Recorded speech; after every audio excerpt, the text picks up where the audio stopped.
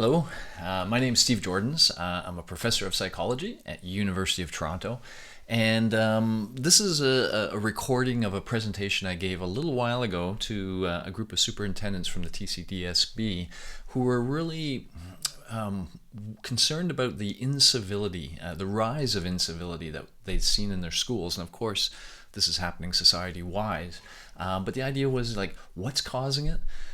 What can we do about it? And so they invited me to come give a talk, which I was really happy to do because I work with the Genwell movement, which is a group that's really focused on this specific issue. So I am one of their scientific advisors, and so I thought I would bring some information to the discussion and hopefully help some of these decision makers to kind of negotiate, the problem space of incivility.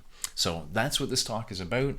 I've got my email here, steve.jordans@utoronto.ca. If you have any questions after going through this talk, please feel free to reach out. I'm happy to chat. Okay, so let's just jump in. Here's the plan. Here are the things I want to hit in this talk. First of all, I really want to address this question of why this rise of incivility. What's going on in our classrooms? What's going on in society? When we understand the kind of science behind the human behavior here, that puts us in a better position to problem solve and to think about what to do about it. And so within that context, I will be highlighting the importance of something called social connection and social health more generally. And I will make the argument that this is the variable we should focus on. That in fact, social health is the foundation of physical health and mental health. And if we can get the social health of our students right, a lot of this incivility will dissipate. All right. Now, how do you do that as an institution? Because part of my argument will be that our institutions do have to take on this issue, that we cannot rely on students now to just sort of form socially healthy groups. We have to facilitate that process. And so how can you do that? I don't want to pretend to know the best way to do things in the K-12 system. I'm a higher ed guy, but I can tell you that this is an issue we're facing at higher ed as well. And I can tell you some of the things that I'm doing in my introductory psychology class to help the incoming students connect with our campus and connect with one another. And maybe some of these ideas will help stimulate ideas of things that could be happening at the K-12 level. Okay, so that's the plan. So let's jump into this first question. Why all the incivility? And I'm going to go through this in a little bit more detail, but the high-level story is just this. We are all two people. We are the rational person that we are when we're relaxed and everything's cool in life. But when the chips go down, when there's threat around, a much more primitive system in us from the limbic system of our brain comes to the fore. It involves something called a fight-flight reflex. And the argument is, when this is engaged, people become less rational and more emotional. And right now, given the pandemic and accelerated growth of AI and all the other stressors in the world, we just have to turn on the news, right? There is a lot of threat around. And so there are a lot of us, not just our students, a lot of us whose fight-flight system is, right up there. If not engaged, really able to be engaged quickly. And that's how we're all living right now. A bunch of people who are ready to be triggered into this irrational, emotional fight-flight mode. Okay, so let me just break that down a little bit more. So if we think about the brain, brain is relatively small. It's in charge of this whole body, right? And part of the brain, in fact, sort of 3/4 of our cortices are all about getting information from the world. So that's, a big part of what our brain does is input information and try to understand it. And then in the frontal parts of our brain, that's where we have all our strategies and our goals and such. And so the frontal part of the brain sort of understands the world as it is and then directs us to action, usually to achieve some goal. Okay, and so that's largely what the frontal mode does. But again, within the brain, there are these two small things called the amygdala, one on each side of the brain. They're about the size of an almond. And all the incoming information goes through the amygdala. And the amygdala's job is to look for threat. And by threat, I don't necessarily mean a gorilla charging at us. Yes, that would trigger the amygdala, but it could also be the threat of embarrassment. It could be something much, much more subtle that can trigger this system, the much more primitive system in our brain. Okay, so it's kind of like, when I explain this to kids, I say, like Spider-Man, right? He would say his spider senses are tingling, there's danger. And then he would go and change into this other character that has abilities that he does not have as Peter Parker. The other analogy I like sometimes is that of Dr. Jekyll and Mr. Hyde. The idea being, of course, Dr. Jekyll being the rational, upstanding citizen, but he drinks one of these potions and a much more primitive side of him emerges. One that's much more driven by lust and violence and those sorts of things. That's a little extreme. That's not really what I mean by our primitive system, but it gives you that sense of sort of two identities within the same body. And, it's real. So if we look at the actual science behind this, we have these two modes that our body and our brain can be in. So we're talking here about what we call the peripheral nervous system, which is the system that connects our brain to our bodies. And it's got two modes, and it's easiest to tell you this story through a story. So let's tell this story, and we're going to start with what we're going to call the parasympathetic system. So let's say you had a busy day at work, and you come home, you're sitting on the couch, you're relaxing, you're watching TV. When you go into that sort of relaxation mode, this system becomes stimulated, and your pupils constrict, so you're not really attending to the outside world as deeply as you might be. Saliva is stimulated. In fact, the saliva is related to this. Digestion in general is stimulated. And so the idea here is your body is really dealing with long-term survival here. It's taking the food and nutrients you ingested, and it's separating the nutrients and delivering the nutrients to the body and separating the waste from that and getting rid of the waste. And so that's sort of what your body does when you're relaxing. It's doing that long-term maintenance of the body. Your heart rate decreases, your breathing decreases. It's not shown here, but you go into that sort of relaxed state. Okay. Now, let's say you hear some noise upstairs, a window breaks, and you're like, oh my goodness, someone's breaking in upstairs. Well, that's what your amygdala would sense, and your amygdala would immediately put you into this mode. Okay, and so what we see are things like a dilation of the pupils, in fact, a hypersensitivity to sensory information totally. You suddenly can hear and see things much more clearly. Remember that Spider-Man? You're going to get some extra abilities here, and one of them is sensory. You become hyper-attuned to what's going on. Digestion stops.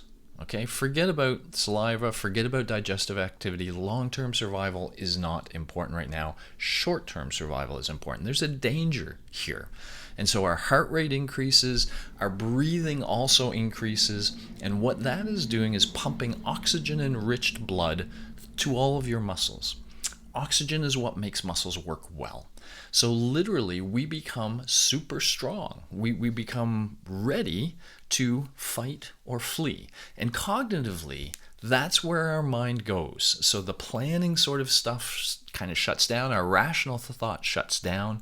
And instead, our primitive brain says, I have to make a quick decision here. I'm either going to go up and meet that challenge, I'm going to fight it directly, or I'm going to get the heck away from that challenge. And we make that decision, and sometimes we freeze for a while as we're stuck making that decision, but we make that decision and we act. This system pushes us to act. Okay, so this all comes from the limbic system, and so when we're in that relaxed state, then the rational part of our brain is winning, and we're this is the part that does our strategies and our planning and our consciousness. This is also the part we think of as ourself, those thoughts in our head.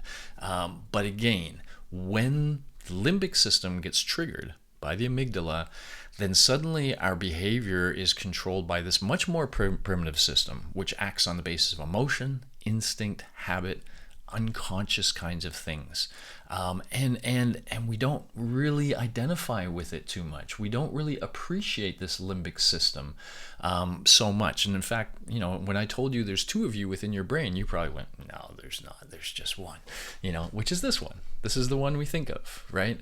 But this is the one that comes out when push comes to shove. Okay. I'll just tell you one other fact to make you kind of appreciate this. If it were police or military, one of the things they do is drill all of these behaviors that they think you might have to do if you're suddenly attacked. Imagine you're doing martial arts. Why do you drill those behaviors all over and over again? Well, because you want that when someone grabs you and you suddenly are like, oh my goodness, I'm in trouble, you want the right habits. And if you've built in those habits, then you're going to react in that way, right? And so that's going to make you extra powerful. And that's why in these hand-to-hand situations, they drill them to try to make them habit, because they know this is the system that'll be in charge, when you need those skills. Okay, so that's your big intro-psych reintroduction to the brain and to the peripheral nervous system and to these two modes of being. And just to kind of the stories that we hear that kind of present this to you, we have this idea of maybe a police officer who was walking her beat. She heard some disturbance. Maybe she came around the corner and maybe there was a child trapped under this car. And she sees that, she understands the danger, triggers the amygdala, she goes into the superhuman mode, and now suddenly she can lift a car by the front end where the engine is. Something that she would not normally be able to do if not for this system being engaged. And that's what it's there for, right? It's there to help us deal with these, what we call acute stressors. Things that pop up that challenge us, and this gives us the strength and the power to deal with it. But then it's supposed to be dealt with, and everything's supposed to go back to relaxation.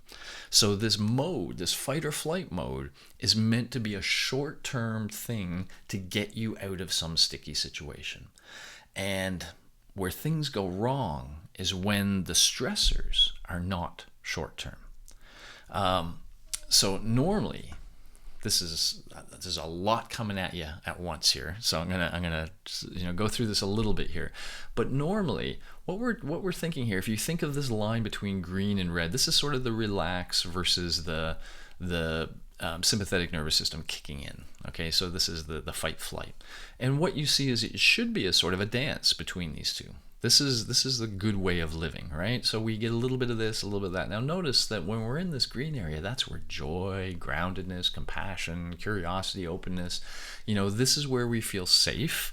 And this is where a lot of the positive emotional states sort of live. This is where we're feeling threatened. And we're getting more negative emotional states depending on where we are on fight flight. You see the states kind of change. And what happens is when a stressor, if we just have these little stressors, everything's great. But when some stressor becomes strong or just continuous, when it pushes us here for too long, then we start to get exhausted. We start to get burnt out. In fact, you see this interesting line between I can and I can't. This is the sort of burnout line. Okay, this is where somebody who's been, there's stress, I've been trying to get my job done, I've been trying to do all these things, I've been working really hard to meet all this stuff, but I just can't do it anymore. That's when we talk about someone reaching burnout. And so when the stressor is too continuous, it hits us that way. By the way, it has physical effects. We become more prone to illness, to viruses in general. It has a lot of psychological effects, things like depression, etc.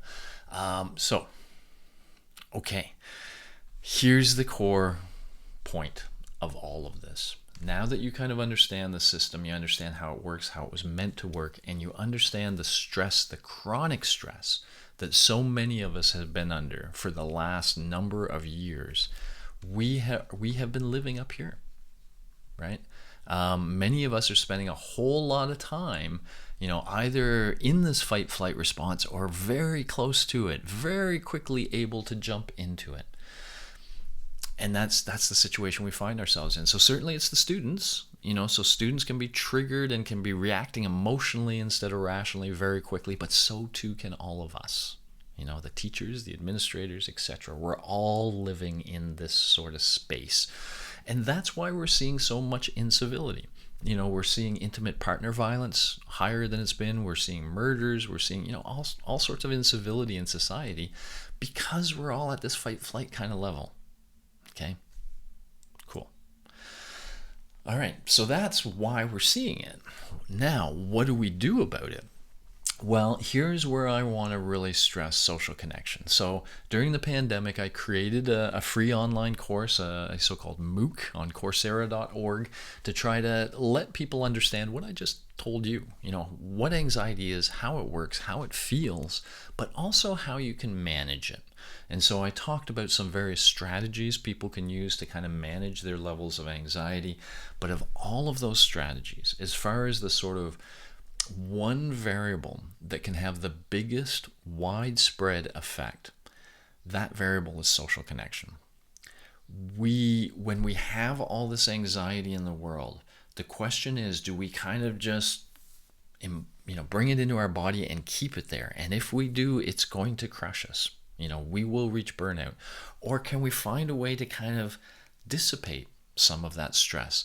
That's what good, close social connections do. They let us share some of the things we're going through. And if we share it with another human being who cares, who's there, who cares, then that makes us feel better. It's like we're able to get rid of some of that stress. And so it is the strongest mediating variable. When we run any sort of psychological studies, it can be on depression, it can be on anxiety, it can be on, any issue that you want to think of. It's almost always the case that social connection is a mediating variable. That is, those people who are suffering from depression or anxiety also tend to have a small, low number of social connections. When you don't have many friends, many good friends that are there and that care, you don't do well. You don't do well physically. You don't do well psychologically. And that's why we say social health is the foundation of physical health and mental health. We are in fact with Genwa, we're about to release the first ever Canadian social health guidelines, just like, eating guidelines and exercise guidelines, because that's how important it is. And we really want to kind of get that out there and get some strong suggestions to people about how they need to maintain their social health. Okay. There's another really important aspect of social health with respect to civility or incivility. And let me be a little more pointed, more like prejudicial kinds of behaviors. Quite often, prejudice is a reflection of ignorance. When we don't understand some other group of people, that's scary, right? The brain likes to be able to predict. And when there's a group of people, and defined however you want to define that we don't know very well, that we don't understand, then they are kind of dangerous to us. They're a little bit of a threat. We can't predict how they'll react in certain situations. And because they become a threat, they become more a target for our fight-flight reflex. And so here's the important point, though. If members across these groups start connecting, if you get to know people from those groups, then that threat tends to dissipate. As the ignorance dissipates, so too does the threat, and so too does the incivility. So really, our best tool for trying to create a context where students and faculty and everybody are having respectful interactions is social connection. And, an argument we're making now is we're going to have to actually understand how important social connection is and take some explicit steps to promote it within our any community where we want people to be happy and thriving. Okay, I'll just give you a little bit of the data on this. This is just a sense. Here, if you have high social connection, this is the sort of key thing, right? You live 50% longer. 50% longer. But things like stronger gene expression, so you are more ready to deal with viruses and things like that. Your immune system is stronger. Less anxiety and depression. Civility, higher self-esteem and empathy. When you have higher self-esteem individually and higher empathy towards others, you are set up for civil interactions. Better emotional regulation skills. That's the fight-flight, right? You're less likely to get triggered. You're more able to control your emotionality. And it creates this positive feedback loop that feeds social, emotional, and physical well-being. It really is all that. It really is. Why don't we appreciate it that way usually? Because all of this is coming from that primitive brain. That's where these connections are made. And again, we don't identify too much with that primitive brain. We identify with the frontal lobes. This is not a rational thing. This is an emotional thing. When we feel that emotional connection with others, we get all of these benefits. All right. First of all, just to say, now this is difficult, and it sounds really nice. Hey, all we need to do is support more social connection amongst the people that work within our communities and that are within our communities. The trick is there's a villain, and that villain is social anxiety. Okay, and so I'm just sort of here separating social anxiety from shyness and introversion, right? Shyness and introversion, they're not really problems per se. Social anxiety disorder is a problem. And so it's a problem that's growing, that's really big. Now, the real difference, just to get through here, I mean, shyness is already getting some of this fear of negative evaluation, which is the key to social disorder. So with introversion, this is just someone who actually likes less social stimulation. Okay, so that's not where they get their energy so much. A shy person probably would like it, but there's a hint of this fear, right? Fear of negative social judgment and a lack of confidence. And a shy person, once they're with a familiar person, you sometimes see them sort of come to life, right? But the social anxiety disorder is another step. It's an overwhelming fear of humiliation. We usually call this fear of negative evaluation. These people who are experiencing high levels of social anxiety, they really think, if I go and talk to this person, they're not going to like me by the end of it. It's not going to go well. They're usually wrong, by the way. 90% of the time when you talk to a stranger, it goes well. But a lot of people feel like it won't. And here's the thing, they start to stress these social situations and they start to avoid them. Now, here's the big problem. Social anxiety has been growing just continuously, and there's all sorts of reasons we can talk about why. One example I like to focus on is the fact that back when we were young, we old folks were young, we would say to our parents, I'm bored. And our parents would say, get out there and make some friends, go entertain yourself. And we would. We'd go out in the streets and there would be other bored kids in the streets. And we would meet them and we would ultimately make friends and we would do things with them. And so all through our lives, we got a lot of experience interacting with strangers and learning to have what I'll call real-time face-to-face interactions, right? So many young people now have grown up where their primary form of interaction is text messages. They are not real-time. They are asynchronous. So the person has, lots of time to think about what they want to say and how to prepare a response, if they even want to prepare a response or not. So they have a lot of control. And that makes them feel safer. Also, there isn't all the nonverbal stuff, all the hands, all the face, all the whatever coming at them. It's a much more simplified form of communication, which, seems easier at the time. But the problem isn't so much what they're doing, but what they're not doing. That when they're engaging in their interactions through text messages, they're not learning how to do things on the fly, and they're not exposed to all those nonverbals, which actually carry a whole lot of information about what that person is feeling and what they mean with their message. A lot of that comes through our nonverbals. And so as a result of this lack of practice, when these students are put in face-to-face real-time situations, they feel a lot of stress and a lot of fear that it isn't going to go well, because it's probably not, because they're not so competent, right? They haven't learned the skill. So this is the challenge now. We want to create a more connected student body, a more connected community. I mean, I would even bring in parents here into this picture as well. We would like the parents and the staff and admin people and the students to all feel high levels of social connection. That would be optimal. But again, it's going to be hard for some of them because of this social anxiety. That's why we cannot just leave it to students anymore. We can't just say, oh, they'll find their groups, they'll meet each other. No, they use their phones like shields now to avoid social interaction. We need to help them. Okay. I've talked about most of this sort of already, so I'm not going to focus on too much other than to say, it really is this fear of negative evaluation that seems to be driving, decreased self-esteem and increased social anxiety, and that seems to be due to things like internet use. These aren't going away. I mean, we're trying to battle them, and we need to try to battle them, but they're not going away. And so we're going to have to try somehow to help on this side of the equation.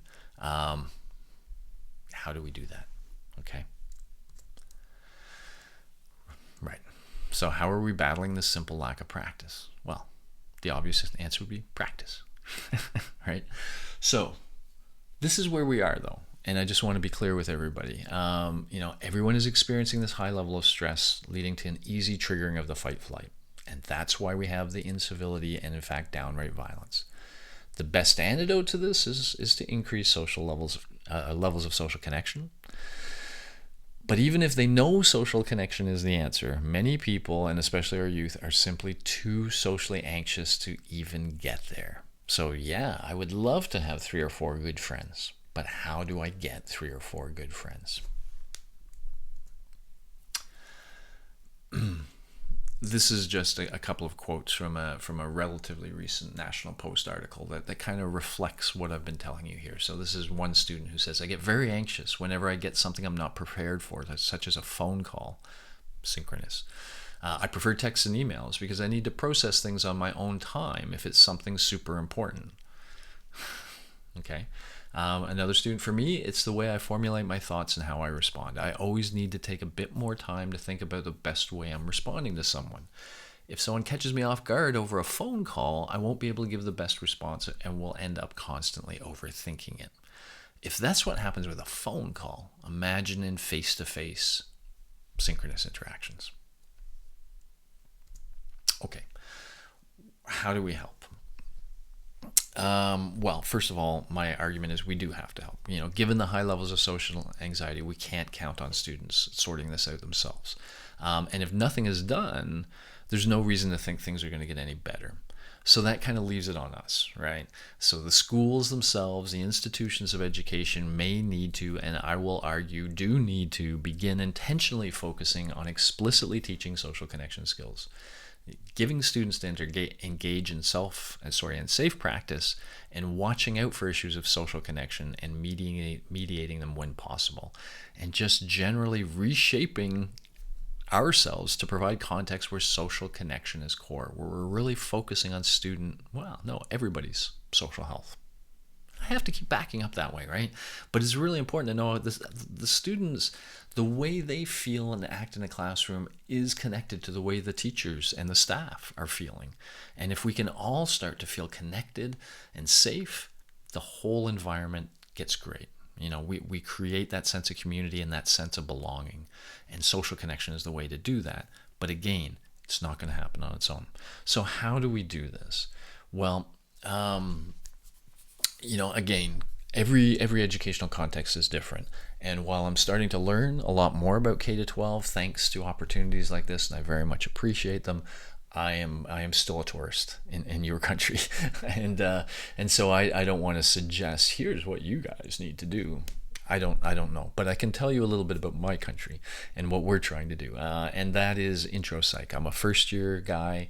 I see these students coming in. We have surveys that says the average student that comes into my classroom has no other friends coming to that university with them. The average is about 0.4. So a lot of students have no other friends. A few students have a friend that's coming to university with them. So what do we do? Well, the first thing we'd like to do, and I think I tried to get this to play, but I don't think it will play here. Oh, okay, it'll play here. I'll give you a sense.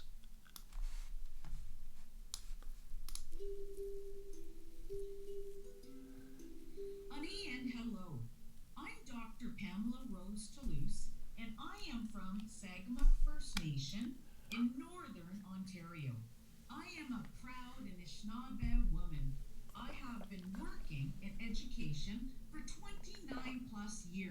So you know what? I'm not going to show this whole thing. It's 3 minutes. I will send this presentation along, and you can click on that and check it out for yourself.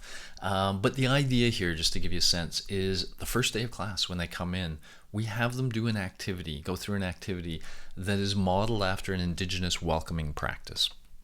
Essentially, it's this. If you are an Indigenous leader and you're going to meet the leader of another tribe and you have some issue you want to discuss, when you first meet them, you do not start by discussing that issue. You begin by each giving a little bit of your life journey, talking about the spiritual journey you're on, where you've been, where you're going, where you are now.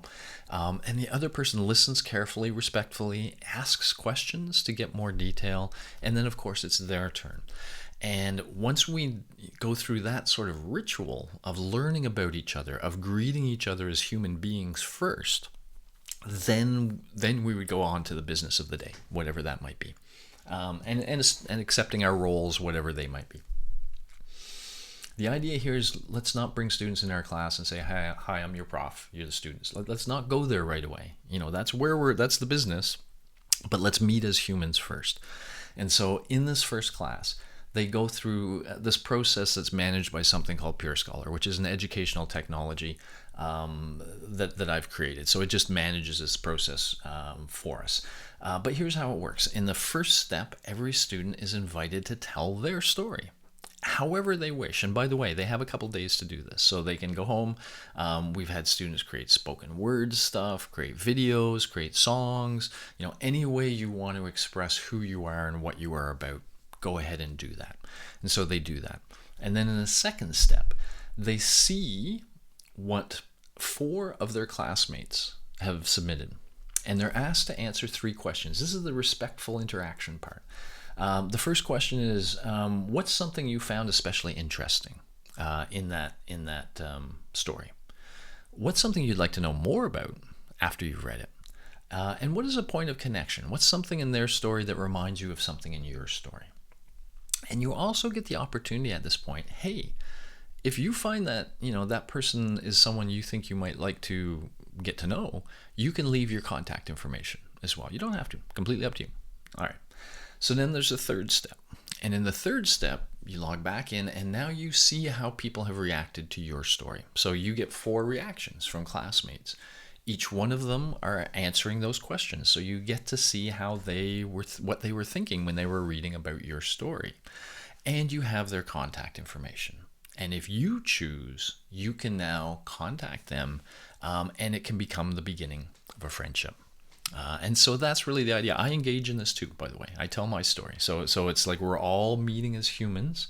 We're all telling our stories. And this is just a way, I think, to kind of welcome students to respect them and their story and their journey to our classroom, but also, and to inform them about these Indigenous ways of being, which is fantastic, by truth and reconciliation sort of approach.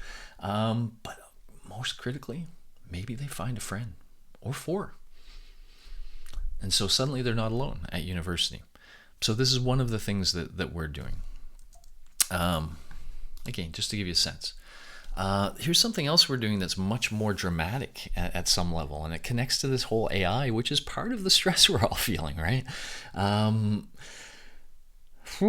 So I told you that students have this fear of negative evaluation, and one of the reasons they have that fear is that they don't feel competent having face-to-face, real-time communications, and I argue they don't feel competent because they haven't had the practice. And so can we give them practice? Can we give them practice in a way that won't fire up that fear of negative evaluation? And so we are creating something called Talk Lab right now. It'll be done by the fall. And it's sort of like a MOOC platform. Imagine it as anything you'd see even in a learning management system, but it contains, sort of little videos. So students learn about some specific skill they could use in conversation. So for example, they might learn about active listening. How to listen very carefully to somebody, ask probing questions, follow up, show your emotional connection, suspend judgment. So we teach them about this way of listening to somebody where you can have a conversation that requires very little work from you. You ask a question and then you listen carefully, and then you follow up with another question and you listen carefully, and the conversation will go well because we all like talking about ourselves, so that other person will be very happy answering your questions and going through stuff. All right, fine. So we teach them this strategy, but then this is the key. This is one of those examples, by the way, where AI may be allowing us to do something we could not do without AI. We allow them to practice using the skill in the context of speaking with an AI bot. So they don't have to speak to a human. They can speak to this AI bot. Well, who cares what an AI bot thinks of you? The whole fear of negative evaluation is gone. It's not judging you. It's just an AI bot. But it gives you a really realistic context where you can interact with somebody, and this is now, by the way, voice to voice with a sort of emotional inflections in the voice. It sounds like you're talking to another human being, but you're not. And so now you can go through a conversation, you can practice using these active listening skills. We can watch you and reward you when you do it well, which is how we tend to focus on positive reinforcement. So you get some points. Imagine it's gamified. You get some points just for practicing, but when you use the strategies well, you get a little extra boost in those points. And you're on your way towards trying to get mastery of these certain skills, right? So we're going to gamify it. We're going to try to make it a little bit fun. We're going to people want to come back to using it. We've got some sort of games at play. So one is you interact with a bot who's going to pretend to be a famous person, and you have to use your questions to figure out who it is you're talking to. Is that Barack Obama? Is it Taylor Swift? Well, if you use active listening well, you can find out. And so that's the sort of idea we have. Okay, so the bigger idea of Talk Lab is we need to give them explicit practice. We need to backfill that last practice, and we need to do this intentionally. And so this will be available in the fall. We're going to begin doing research on it in our class. There may be some interest in doing this in the school level. If there is, we would love to talk about research potential on that front too, of extending it and seeing the impact more broadly. And then finally, in my classroom, this is what I'm planning for the fall. They start with the Indigenous Welcome, then they get Talk Lab, and then they're going to get an experiential learning opportunity at the end of it, where Genwell, that organization that I told you about, the not-for-profit that's trying to really get the word out about the importance of social connection, well, they're going to be the external partner. And students are going to work in teams because we want social connection, and they're going to create public service announcements in support of Genwell. And so in so doing, they are going to sort of be marinating in the message, right? They're going to learn all about social connection, why it's so important. They're going to see all the stats, all the powerful thing it has, and we're going to ask them to bring this message to some community of their choosing. So they'll tell us what community that is. They'll be able to choose the medium of the message, but they want to justify, why did I think doing social media posts was the best way to reach this group, whatever it may be. They create those PSAs. Now, importantly, I have 1,800 students in my class, so there's 450 such groups. They do a round of peer assessment of each other's PSAs first. That's what allows us to do this at the scale we're doing it. From their peer assessments and their application of a very specific rubric, we can find the top 10 PSAs. And then those top 10 are brought to Genwell, who does judging of the final 3 and prizes, etc. Okay, so the idea here, and by the way, I've heard there might be interest in this approach to experiential learning. I'd be happy to talk to anybody about how we do that at the scale that we do it as well. The bigger point here is this is, come this fall, I am taking social connection very seriously in my class. Students are going to start with the Indigenous Welcome. We're going to make Talk Lab available to them, and we're going to try to make it something they use to improve their skills of social connection. And then as a capstone experience, they are going to become messengers of social connection. And the hope is after those 4 months, they leave my class understanding the importance of this and feeling a little upskilled and hopefully starting to practice using these skills within their context and feeling the positivity that comes from it. again, this is what I think will work at the university class. I think a lot of these things could work, at least in the 7 to 12 range. But there's probably other really interesting things you could be doing. Okay. Yeah, sorry, this is just the capstone project with the Genwell. And again, as Peer Scholar, we used to use the peer assessments. Yeah. All right. So again, not presenting these as solutions, but these are examples of how we can intentionally try to support social connection. And the larger point is, this is what we need to get into the game of doing, and it's worth it. It's worth it. You know, it may require some time. It may require committees. It may require brainstorming sessions. It may require implementation budgets, whatever. There, in my opinion, there could be no better variable to focus on. That if we start getting social health right, you know, and even things like this, by the way, if we can get better at identifying when people are becoming social isolates, when they're drifting away, those are the kids that end up having the long-term behavioral issues. Those are the kids that end up being the school shooters in some contexts. You know, they become the social isolates, and without social connection, well, you know a lot of the negatives that happen, right? And their fight-flight gets up, and they're angry at somebody, and they're angry at those people that have basically ostracized them. If we could do a better job bringing them back to the fold before it gets there, you know, if we could identify those students, if we could have strategies in play to kind of reintegrate them into our community, a lot of the real difficult issues that teachers and administrators have to deal with would simply disappear, and our institutions would become much more places of community and belonging, which is what we all want, you know, from every criterion that we talk about. Okay, so maybe that's it. Do I have one more slide? I do. Just to thank you. So that's, you know, that's the overall story. As you're all struggling with the notion of incivility, I hope this was a little helpful in giving you a sense of why it's happening in the first place. And hopefully it was a little empowering in the sense of giving you at least one path you could consider for addressing it. It's not easy. You know, I'm suggesting systematic changes to how we work with students, and, you know, adding this whole layer of explicit social connection. But again, I really think it's worth it. If it's something that's of interest that any institution would love to do, I would love to help with that process. And if we want to do research as we do it, you know, to ensure that what we're doing is having the positive impact we believe it will, that's exactly the kind of research I love. So just letting you know. All right, so I'll leave it there. I hope that was helpful. I hope you have a great day today. I will talk to you later. Bye-bye.